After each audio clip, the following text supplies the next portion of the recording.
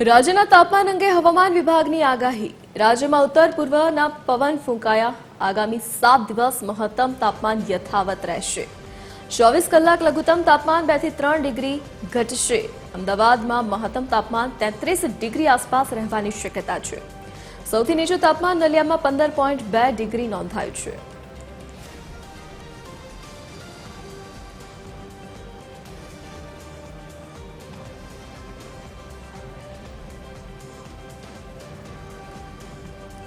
વધુ વિગતો સાથે સંવાદદાતા આયુષી યાજ્ઞિક આપણી સાથે લાઈવ જોડાઈ ગયા છે।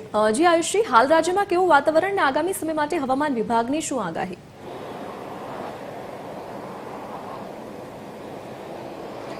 બિલકુલ ધરતી જે રીતે હાલ બેવડી ઋતુનો અનુભવ લોકો કરી રહ્યા છે, કારણ કે વહેલી સવારે અને મોડી રાત્રે ઠંડીનો અહેસાસ થાય છે, જ્યારે બપોરના સમયે લોકો ગરમીનો અહેસાસ કરી રહ્યા છે। ત્યારે આવનારા દિવસોમાં જે લઘુત્તમ તાપમાન છે તેની અંદર ઘટાડો થવાની સંભાવનાઓ છે।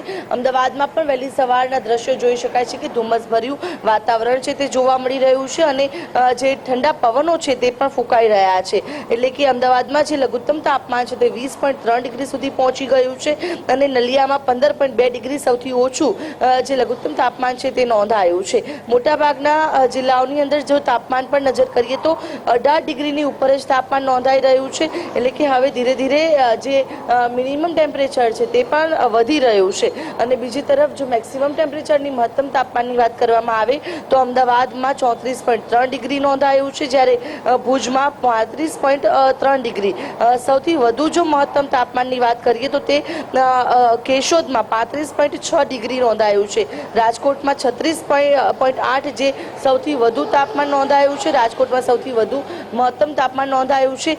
ધીરે ધીરે હવે જે આ તાપમાનમાં જે વધારો છે તે થવાની પણ શરૂઆત ક્યાંક ને ક્યાંક થયેલી જોવા મળી રહી છે। માત્ર 24 કલાક સુધી જે લઘુત્તમ તાપમાન છે તે 2 થી 3 ડિગ્રી સુધી ઘટશે, કારણ કે જે વેસ્ટર્ન ડિસ્ટર્બન્સ સર્જાઈ રહ્યું છે, આ વેસ્ટર્ન ડિસ્ટર્બન્સના કારણે જે મિનિમમ ટેમ્પરેચર છે કે જે ઇન્ક્રીઝ થાય છે, જ્યારે આ સિસ્ટમ હટતા જે મેક્સિમમ ટેમ્પરેચર છે તે ઇન્ક્રીઝ થશે। એટલે કે આ ટ્રેન્ડ જે છે તે આવનારા 1 સપ્તાહ સુધી રહેવાનો છે।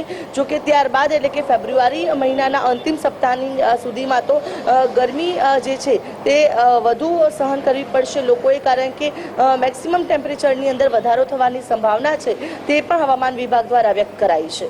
ધરતી જી આયુષી, વિગત સાથે જોડાવા બદલ આપનો આભાર। તો હાલ રાજ્યમાં ગ્રીષ્મ ઋતુનો અહેસાસ થઈ રહ્યો છે, પરંતુ આગામી સમયમાં હજુ પણ ગરમી વધે તેવી આગાહી હવામાન વિભાગે કરી છે।